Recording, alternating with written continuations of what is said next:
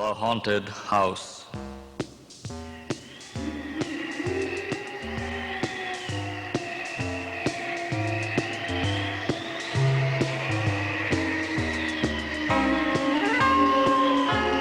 On a hilltop bleak and bare looms the castle of despair.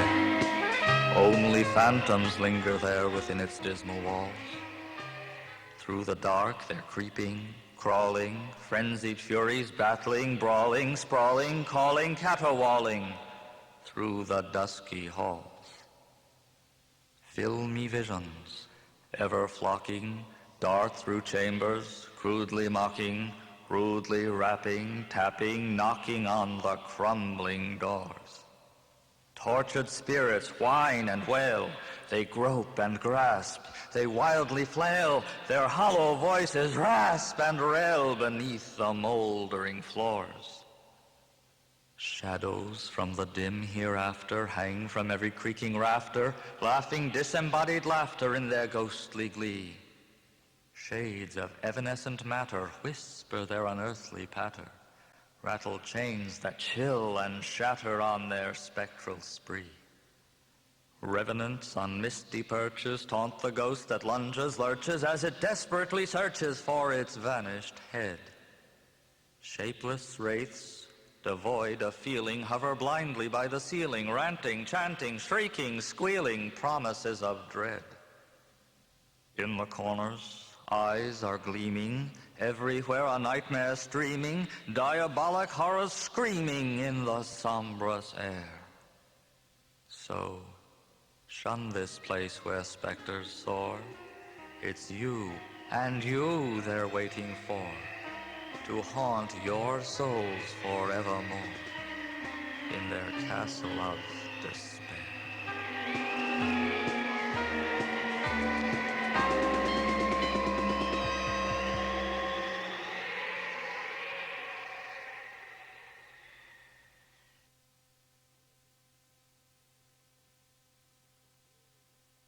The Will-o'-the-Wisp.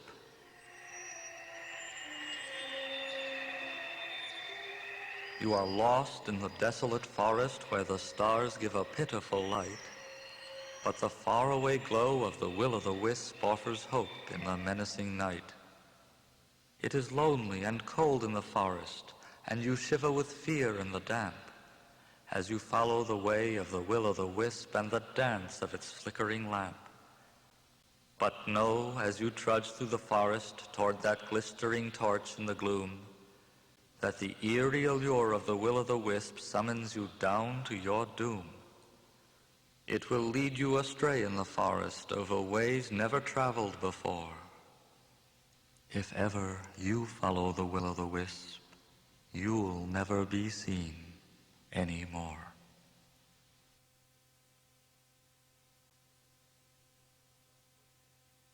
The Boogeyman.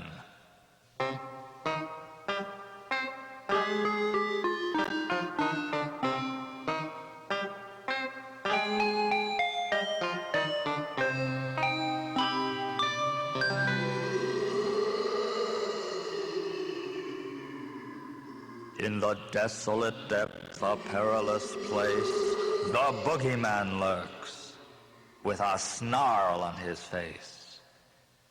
Never dare to approach his dark lair, for he's waiting, just waiting, to get you.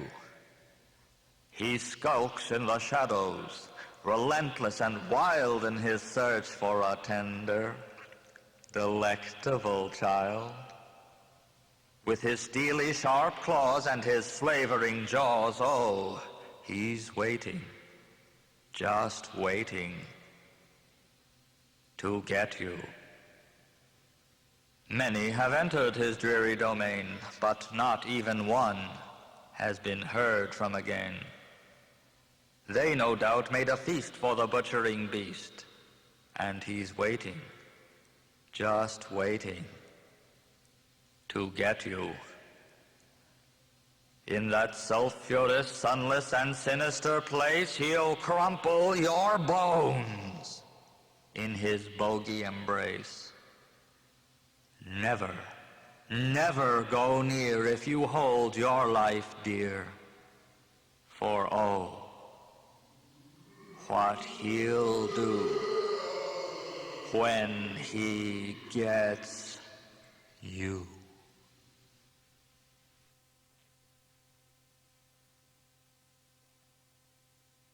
The Vampire.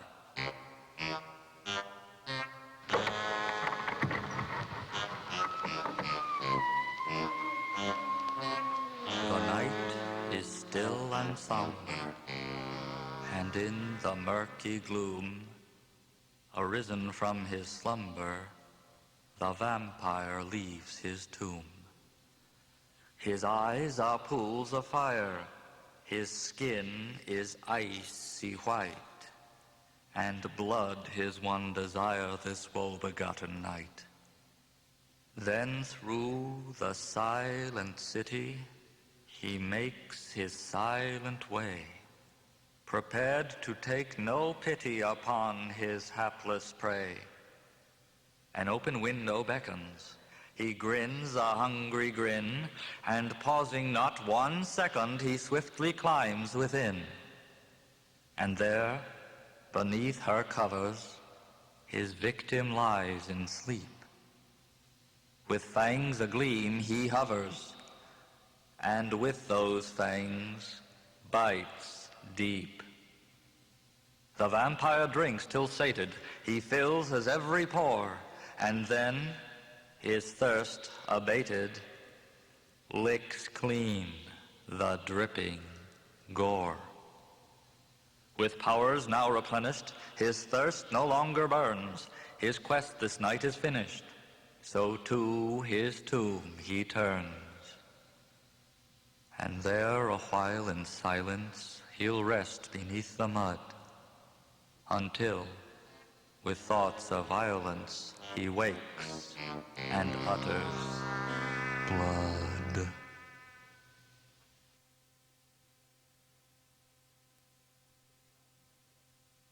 The Dragon of Death.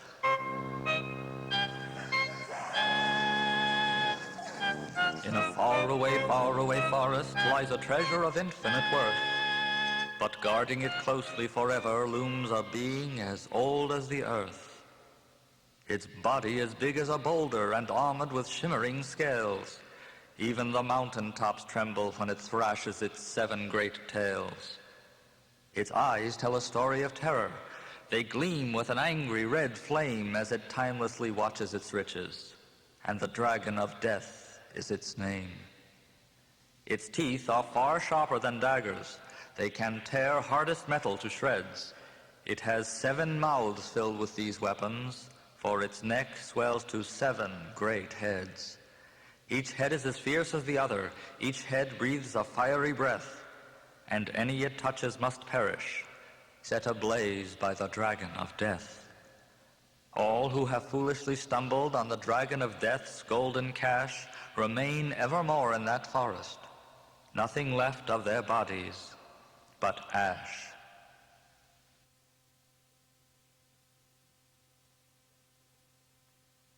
The Troll.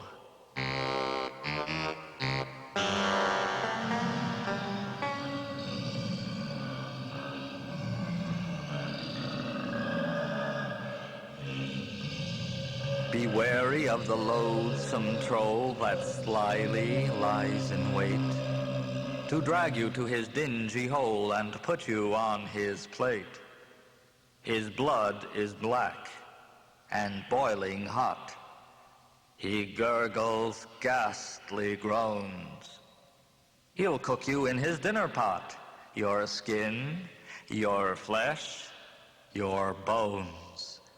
He'll catch your arms and clutch your legs and grind you to a pulp, then swallow you like scrambled eggs.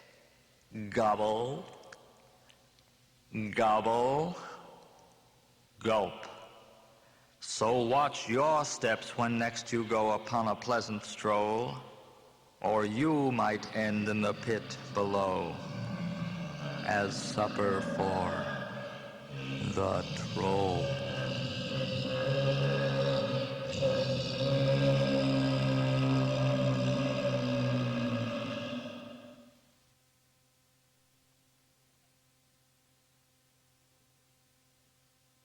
The Witch.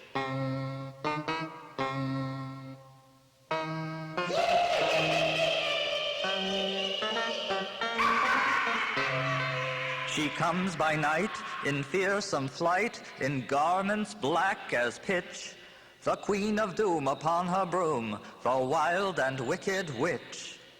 A cackling crone with brittle bones and desiccated limbs, two evil eyes with warts and styes and bags about the rims. A dangling nose, 10 twisted toes and folds of shriveled skin, cracked and chipped and crackled lips that frame a toothless grin. She hurtles by, she sweeps the sky and hurls a piercing screech. As she swoops past, a spell is cast on all her curses reach. Take care to hide when the wild witch rides to shriek her evil spell. What she may do with a word or two is much too grim to tell.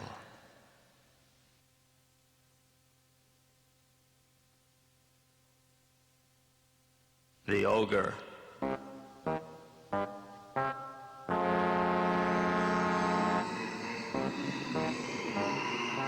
In a foul and filthy cavern where the sun has never shone, the one-eyed ogre calmly gnaws a cold and moldy bone.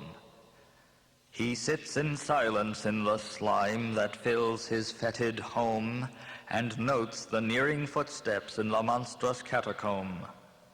The one-eyed ogre drools with joy, his stony heart beats fast. He knows that for some girl or boy, this day shall be their last. He wields his ugly cudgel in a wide and vicious arc. It swiftly finds his victim in the deep and deadly dark. Then down and down and down again the ogre's blows descend, to rend and rend the senseless, to speed his victim's end.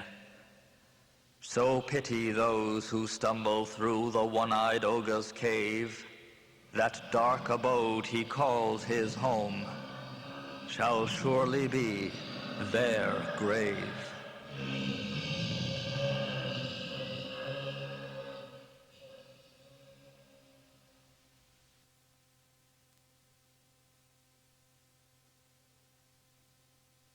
The Werewolf.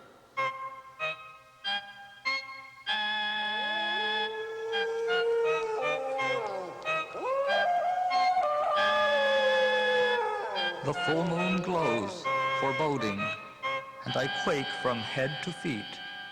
For this night I know, in the town below, the werewolf prowls the street. He stalks with stealth and cunning in his search for a soul to eat. With matted hair and jaws that tear, the werewolf prowls the street. His face is filled with fury as his brain cries out for meat. And oh, his prey shall not see day, for the werewolf prowls the street. So I shake beneath my covers, and I shiver in my sheet, and I cower in my bed with a pillow on my head, as the werewolf prowls the street.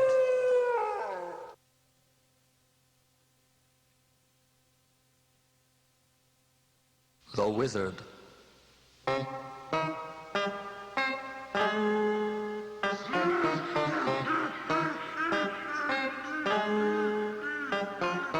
The wizard, watchful, waits alone within his tower of cold, gray stone, and ponders in his wicked way what evil deeds he'll do this day.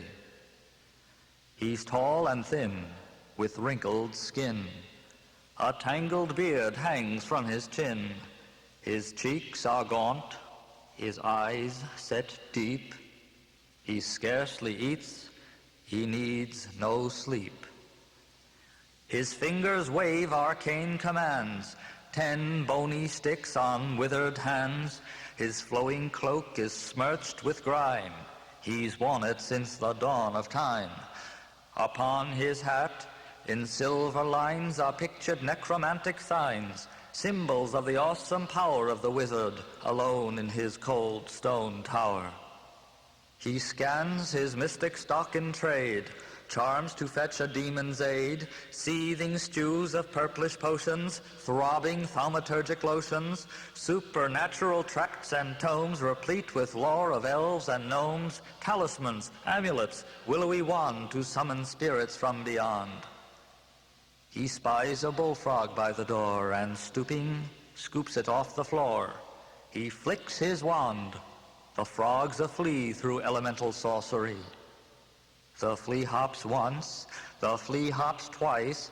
The flea becomes a pair of mice that dive into a bubbling brew, emerging as one cockatoo. The wizard laughs a hollow laugh. The soaking bird's reduced by half, and when, perplexed, it starts to squawk, the wizard turns it into chalk, with which he deftly writes a spell that makes the chalk a silver bell, which tinkles in the ashen air till flash, a fire burns brightly there. He gestures with an ancient knack to try to bring the bullfrog back. Another flash. No flame now burns as once again the frog returns. But when it bounds about in fear, the wizard shouts, "Begone from here!" And midway through a frightened croak, it vanishes in clouds of smoke. The wizard smirks a fiendish smirk, reflecting on the woes he'll work as he consults a dusty text and checks which hex he'll conjure next. He may pluck someone off the spot and turn him into who knows what. Should you encounter a toad or lizard, look closely. It may be the work of the wizard.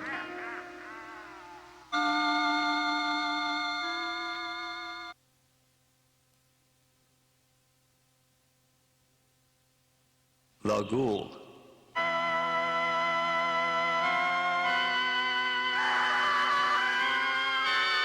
The gruesome ghoul, the grisly ghoul, without the slightest noise, waits patiently beside the school to feast on girls and boys. He lunges fiercely through the air as they come out to play, then grabs a couple by the hair and drags them far away. He cracks their bones and snaps their backs and squeezes out their lungs. He chews their thumbs like candy snacks and pulls apart their tongues. He slices their stomachs and bites their hearts and tears their flesh to shreds. He swallows their toes like toasted tarts and gobbles down their heads. Fingers, elbows, hands, and knees, and arms, and legs, and feet, he eats them with delight and ease, for every part's a treat. And when the gruesome, grisly ghoul has nothing left to chew, he hurries to another school and waits, perhaps, for you.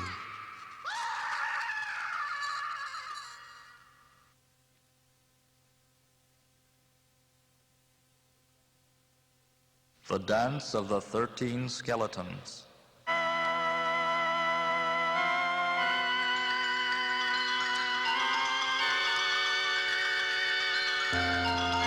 In a snow-enshrouded graveyard gripped by winter's bitter chill, not a single soul is stirring. All is silent, all is still, till a distant bell tolls midnight and the spirits work their will. For emerging from their coffins buried deep beneath the snow, 13 bony apparitions now commence their spectral show, and they gather in the moonlight, undulating as they go. And they'll dance in their bones, in their bare, bare bones, with the click and the clack and the chitter and the chack and the clatter and the chatter of their bare, bare bones. They shake their flimsy shoulders and they flex their fleshless knees, and they nod their skulls in greeting in the penetrating breeze as they form an eerie circle near the gnarled and twisted trees. They link their spindly fingers as they promenade around, casting otherworldly shadows on the silver-mantled ground, and their footfalls in the snowdrift make a soft, susurrus sound. And they dance in their bones, in their bare, bare bones, with the click and the clack and the chitter and the chack and the clatter and the chatter of their bare, bare bones. The 13 grinning skeletons continue on their way, as to strains of soundless music they begin to swing and sway, and they circle ever faster in their ghastly roundelay. Faster, faster, ever faster, and yet faster now they race, winding, whirling, ever swirling in the frenzy of their pace, and they shimmer in the moonlight as they spin themselves through space. And they dance in their bones, in their bare, bare bones, with the click and the clack and the chitter and the chack and the clatter and the chatter of their bare, bare bones. Then, as quickly as it started, their nocturnal dance is done, for the bell that is their signal loudly tolls the hour of 1, and they bow to one another in their bony unison. Then they vanish to their coffins by their ghostly thoroughfare, and the emptiness of silence once more fills the frosted air, and the snows that mask their footprints show no sign that they were there. But they danced in their bones, in their bare, bare bones, with the click and the clack and the chitter and the chack and the clatter and the chatter of their bare, bare bones.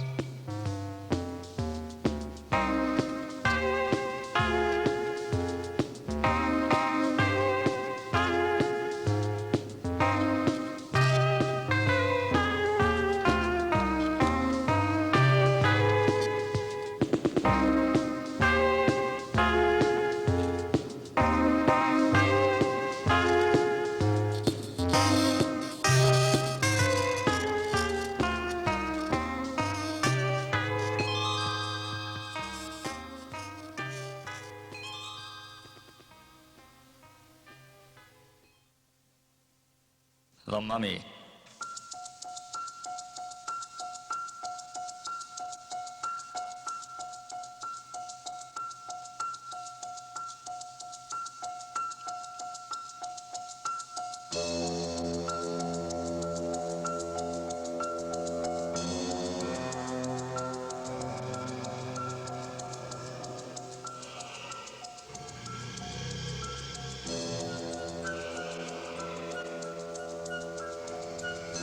In the darkness of a sepulchre beneath the shifting sands, the mummy stirs within its sheath of rotten linen bands.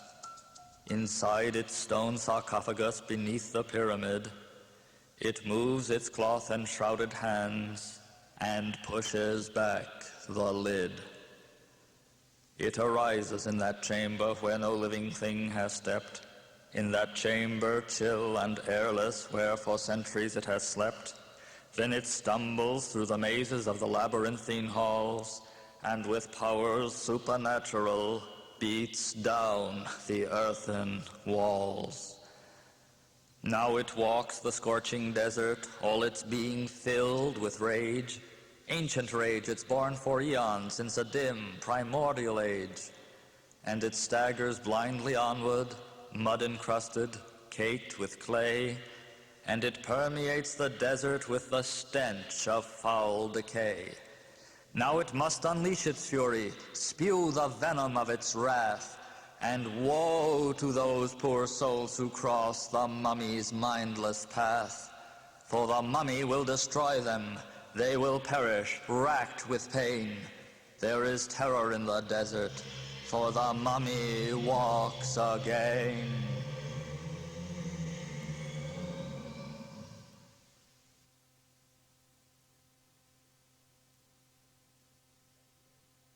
The Spectre on the Moor.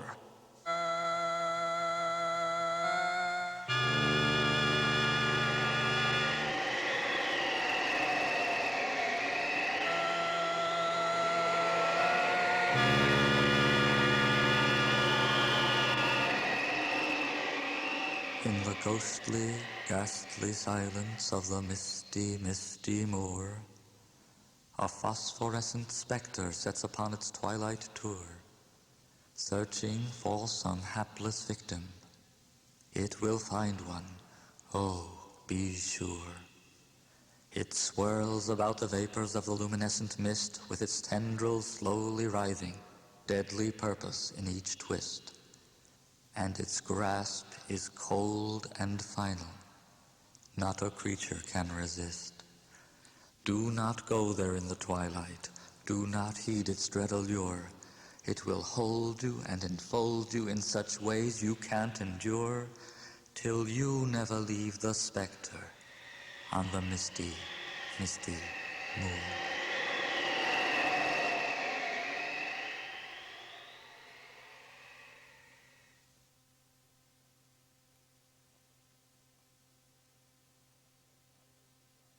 The Towering Giant.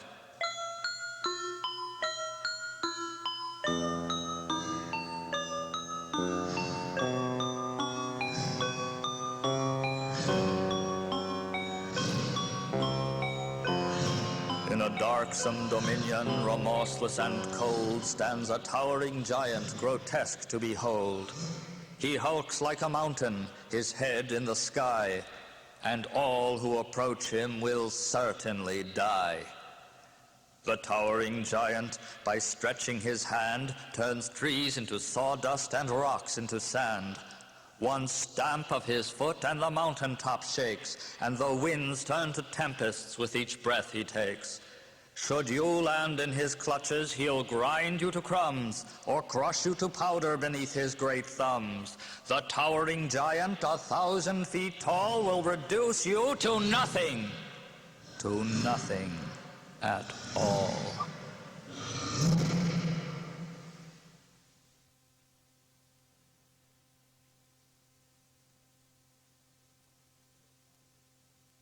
The Zombie.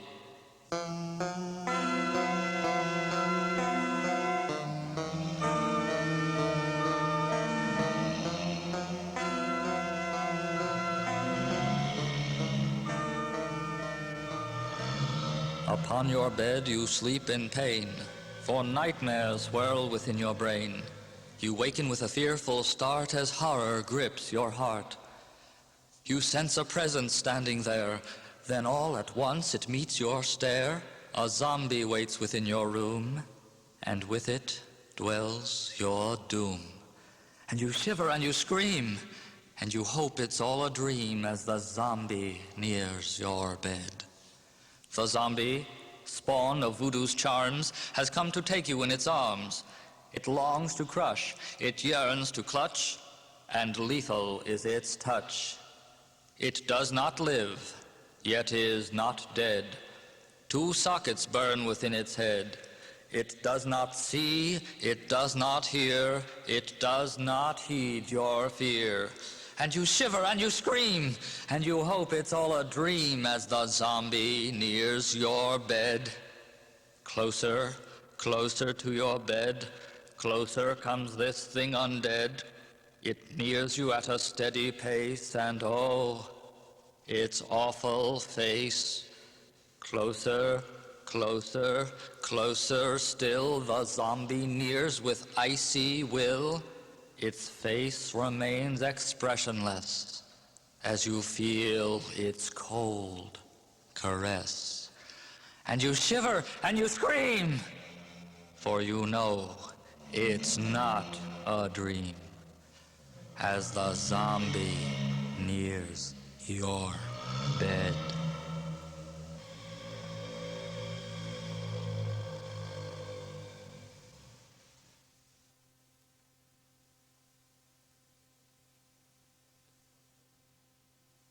The Kraken.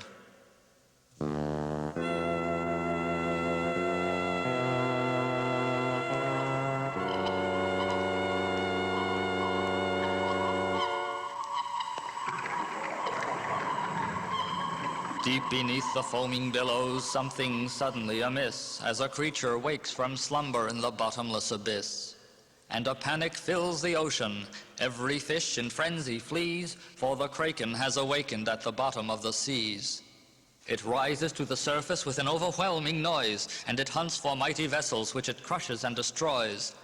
Then it chokes a great leviathan with one stupendous squeeze. Oh, the kraken has awakened at the bottom of the seas. How it lashes, how it thrashes, how it flashes, how it flails, how it dwarfs the greatest fishes, even dwarfs the mighty whales. Nothing living in the ocean can enjoy a moment's ease, for the kraken has awakened at the bottom of the seas.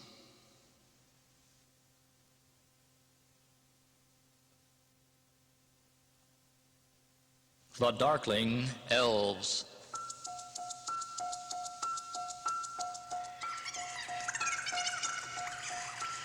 In wildest woods, on treetop shelves, sit evil beings with evil selves.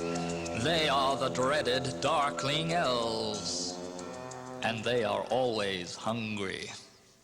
In garish garb of capes and hoods, they wait and watch within their woods to peel your flesh and steal your goods, for they are always hungry.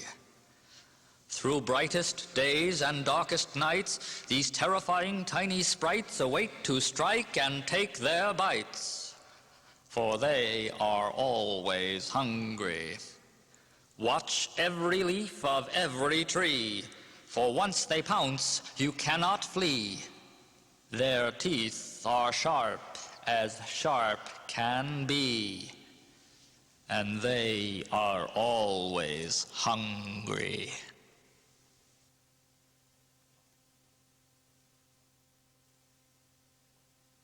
The Sorceress.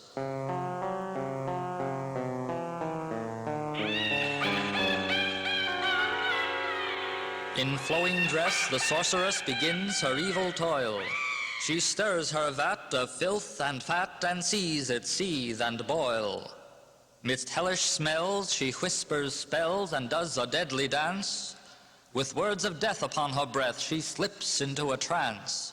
Higher, higher burns her fire, distant is her voice, and Hades' whole takes one more soul as demons there rejoice. In flowing dress, the sorceress falls swooning to the floor. Her brew grows cold, her tale is told. Her victim lives no more.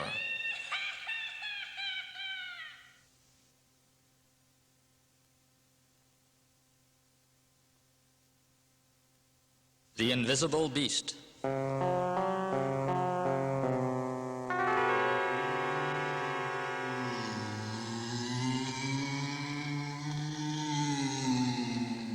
The beast that is invisible is stalking through the park, but you cannot see it coming, though it isn't very dark. Oh, you know it's out there somewhere, though just why you cannot tell. But although you cannot see it, it can see you very well. You sense its frightful features and its great ungainly form, and you wish that you were home now where it's cozy, safe, and warm. And you know it's coming closer, for you smell its awful smell. And although you cannot see it, it can see you very well. Oh, your heart is beating faster, beating louder than a drum, for you hear its footsteps falling and your body's frozen numb. And you cannot scream for terror, and your fear you cannot quell. For although you cannot see it, it can see you very well.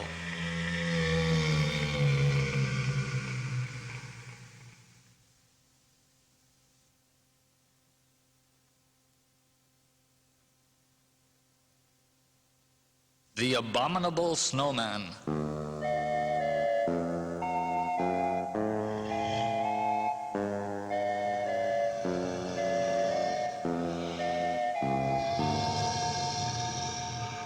In the shadows of a mountain where the light is ever dim and the snows are ever blowing, stalks a visage great and grim. Through the bone-benumbing wilderness he travels on alone. The Abominable Snowman is the name by which he's known. He wanders through the vastness of the cold and lonely slopes, and he watches as he wanders, and he hungers, and he hopes, and he searches for his quarry, luckless mortal, small and frail, in that unrelenting whiteness where the winds of winter wail. Those who stray into the compass of that unforgiving place vanish from this earth forever, evermore without a trace. There are none to see them suffer, there are none to hear them moan, as he tears them into pieces and devours them to the bone. The abominable snowman that few eyes have ever seen trudges homeward through the mountains where that home has ever been. Homeward to his hidden stronghold that a mortal may not know. The abominable snowman disappears within the snow.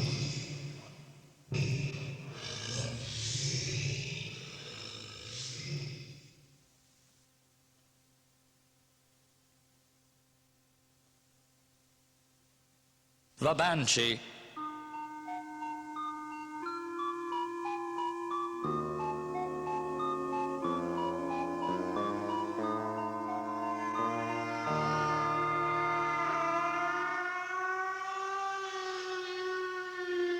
The baleful banshee, pale and worn, frail and haggard, long forlorn, wails from midnight until morn, and her eyes are red with weeping. She combs her foul and filthy hair and shrieks into the midnight air, and oh, my child, you'd best beware. She'll rouse you from your sleeping. She calls from near the river's side, and calling, she'll not be denied. It does no good to run and hide. It's death she is forecasting. When she sings out a mortal's name, that life eternity shall claim, to substitute for earthly flame the slumber everlasting. Upon the night that she appears to send her song into your ears, she'll not abide your pleas and tears.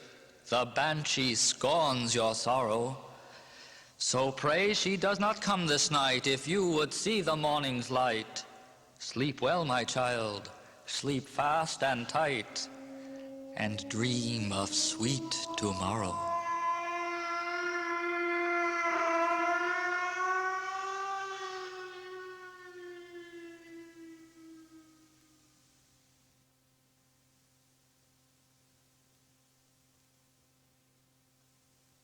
The Poltergeist.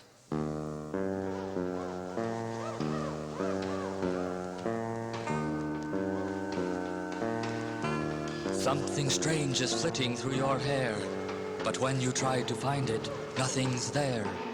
You know, though, when it gives your cheek a bite, a poltergeist is in your house tonight. Your rocking chair is rocking by itself, and all your books have tumbled from the shelf, and something keeps on flicking out the light. A poltergeist is in your house tonight. The chandelier has shattered on the floor, and things unseen are rapping on the door. And when you look, no creature meets your sight. A poltergeist is in your house tonight. Within the kitchen, cups and saucers shake, and there before your eyes the windows break. And when it laughs, you scream with all your might. A poltergeist is in your house tonight.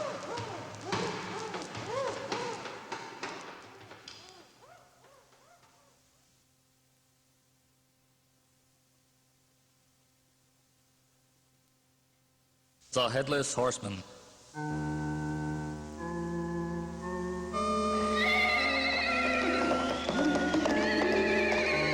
The Headless Horseman rides tonight through stark and starless skies, shattering the silence with his otherworldly cries. He races through the darkness on his alabaster steed. The Headless Horseman rides tonight wherever the fates would lead. And he rides upon the wind tonight, he rides upon the wind, galloping, galloping, galloping on out of the great oblivion, galloping till the night is gone. He rides upon the wind tonight, he rides upon the wind. The Headless Horseman rides tonight, begarbed in robes of black, to bear a being from the earth, never to bring him back. He is evil's foul embodiment, with laughter on his breath.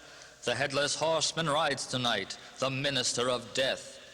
And he rides upon the wind tonight, he rides upon the wind, galloping, galloping, galloping on, out of the great oblivion, galloping till the night is gone. He rides upon the wind tonight, he rides upon the wind.